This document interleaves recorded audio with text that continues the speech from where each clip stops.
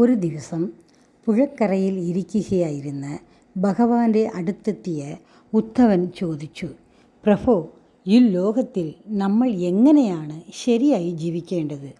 സന്തതി പരമ്പരകൾക്ക് ശരിയായ വഴി എങ്ങനെയാണ് കാട്ടിക്കൊടുക്കേണ്ടത്?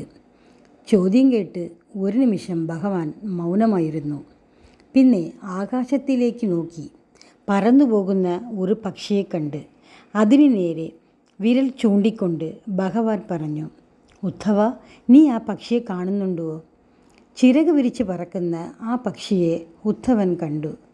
ഭഗവാൻ പറഞ്ഞു, അതിനെ ആരും ഒന്നും പഠിപ്പിച്ചില്ല, ആരും അതിനെ പിടിച്ചു വച്ചതുമില്ല, എന്നിട്ടും അത് പറക്കാൻ പഠിച്ചു.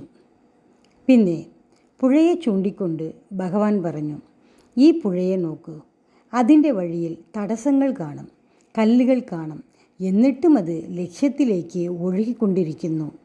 ഉദ്ധവനെ നോക്കി കൃഷ്ണൻ തുടർന്നു, ജീവിതവും അങ്ങനെയാണ്.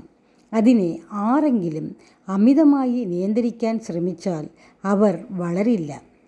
അമിതമായ സ്നേഹം പോലും സ്വാതന്ത്ര്യമില്ലെങ്കിൽ ബന്ധനമാകും. കൈപിടിച്ച് നയിക്കാം, പക്ഷേ ഒരു പരിധി കഴിഞ്ഞാൽ സ്വന്തം വഴി കണ്ടെത്താൻ ആ കൈ വിട്ടു നൽകാൻ പഠിക്കണം. ആത്മാവ് സ്വതന്ത്രമാണ്. എത്ര ശ്രമിച്ചാലും അത് ബന്ധങ്ങളിൽ കുടുങ്ങുന്നതല്ല. അനുഭവങ്ങൾ വഴിയാണ് ആത്മാവിന് വളർച്ചയുണ്ടാകുന്നത്. ഉദ്ധവന് കാര്യം മനസ്സിലായി. അവൻ സന്തോഷത്തോടെ ഭഗവാന്റെ കാൽ തൊട്ട് വന്ദിച്ചു.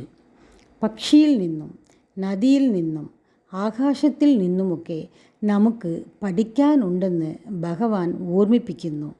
ജീവിതം അനുഭവിക്കാനും പഠിക്കാനും കുട്ടികൾക്ക് സ്വാതന്ത്ര്യം നൽകണമെന്ന് ഈ കഥ നമ്മെ ഓർമ്മിപ്പിക്കുന്നു. കുട്ടികളെ നിയന്ത്രിച്ച് സുരക്ഷിതരാക്കാം, പക്ഷേ ജീവിതം നേരിടാൻ അവനെ തയ്യാറാകണമെങ്കിൽ ജീവിതം പഠിക്കാനുള്ള അവസരം തുറന്നു കൊടുക്കണം. എല്ലായ്പ്പോഴും നിയന്ത്രിച്ചാൽ അവൻ പറക്കാൻ പഠിക്കില്ല. അതായത് അമിതമായ നിയന്ത്രണം ആന്തരികമായ വളർച്ചയെ തടയും.